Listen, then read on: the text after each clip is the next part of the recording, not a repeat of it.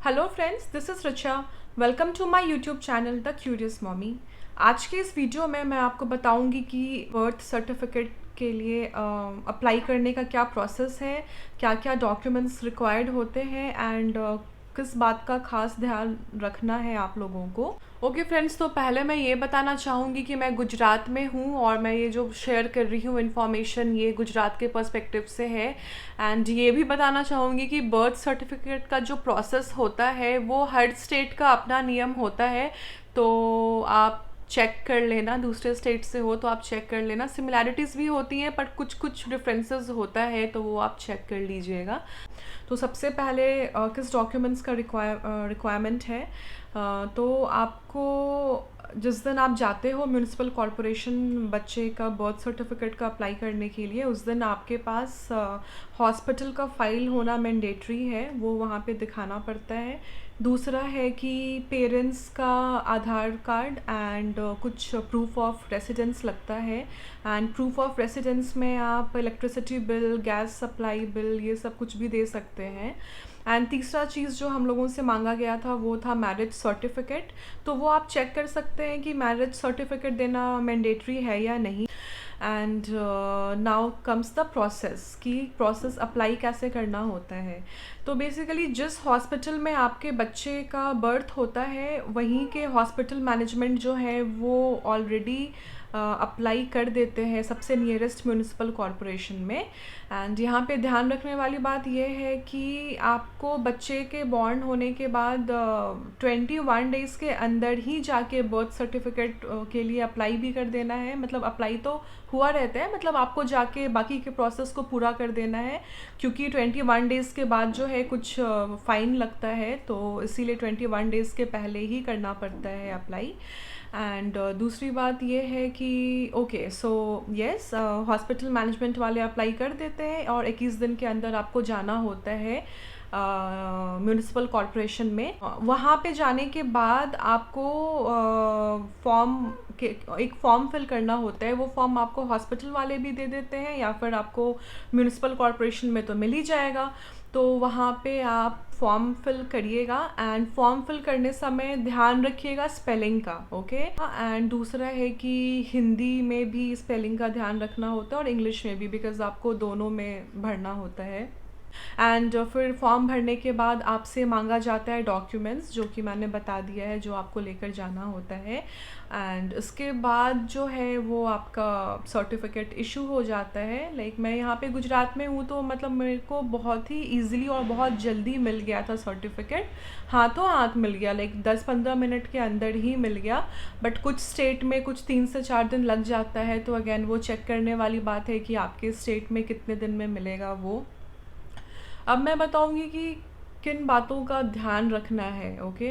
कुछ चीज़ें हैं जिसका बहुत ख्याल रखना है आपको, वरना दिक्कत आ सकती है। सबसे पहली चीज़ है name splitting, okay. Name splitting क्या है?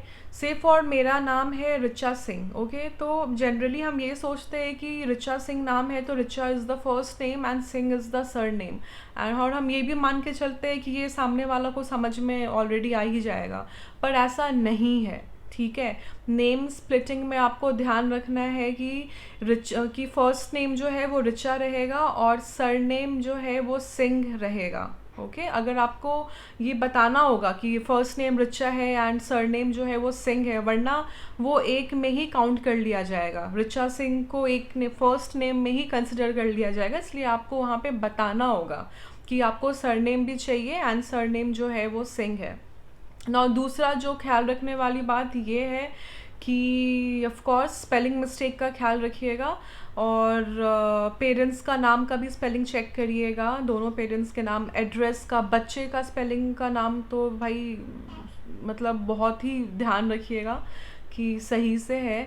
और एक चीज़ जो है जो मतलब हम लोगों को पता नहीं था और हमने प्रॉब्लम फेस किया, वो ये है कि वहाँ पे जाने के बाद, म्यूनिसिपल कॉरपोरेशन में जाने के बाद हमें पता चला कि अगर मेरे को बच्चे का सरनेम रखना है तो उसका एफिडेविट लगता है, ओके। गुजरात में नियम है कि अगर आपको बच्चे के नाम में सरनेम रखना है तो आपको एफिडेविट तैयार करवाना होगा। हमें पता नहीं था, इसलिए हम फिर वहाँ से लॉयर के पास गए, वहाँ से एफिडेविट तैयार करवाया हमने, कुछ डॉक्यूमेंट्स लगा और कुछ 500 या 800 रुपये में एफिडेविट तैयार हो गया।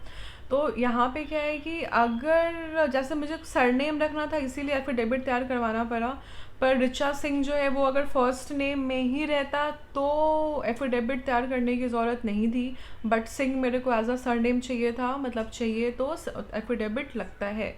तो ये बात है जो आपको ख्याल रखने वाली है। ओके, नाउ कुछ एक्स्ट्रा इन्फॉर्मेशन ये है कि बच्चे का बर्थ सर्टिफिकेट बनने के बाद कुछ 20 दिन के बाद आप आधार कार्ड के लिए भी अप्लाई कर सकते हैं बच्चे का, पर आधार कार्ड अप्लाई करने के लिए बर्थ सर्टिफिकेट मैंडेटरी है, एंड एक बार वो बन गया तो आप आधार कार्ड के लिए भी अप्लाई कर सकते हैं। जस्ट इन केस लाइक कुछ पासपोर्ट वगैरह के लिए आप अगर अप्लाई करना है आपको अपने बेबी का, तो आधार कार्ड भी रहना ज़रूरी है, मतलब मैंडेटरी नहीं है पर अगर रहे तो वो अच्छा रहता है। तो आप बर्थ सर्टिफिकेट के बाद वो बनवा सकते हैं। बस यही था, बाकी बर्थ सर्टिफिकेट का प्रोसेस बहुत ही स्मूथ है, बहुत ही इजी है। एंड एक एडिशनल एडवाइस ये रहेगा कि आप एक बार म्यूनिसिपल कॉरपोरेशन में, मतलब फाइनल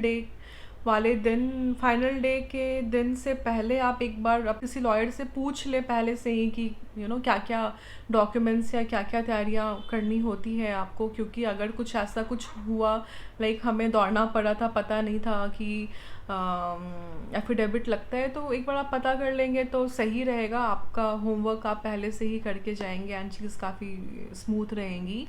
एक चीज़ और है कि जब आप जाते हो फाइनल अप्लाई करने के लिए तो बच्चे को ले जाने की ज़रूरत नहीं है वहाँ पे, तो इट्स योर चॉइस ओवरऑल। अगर आप लेकर जाना चाहते हैं तो ठीक है, पर मैंडेटरी नहीं होता है। बस यही था, and I hope you found this video useful. If yes, don't forget to subscribe to my channel the curious mommy.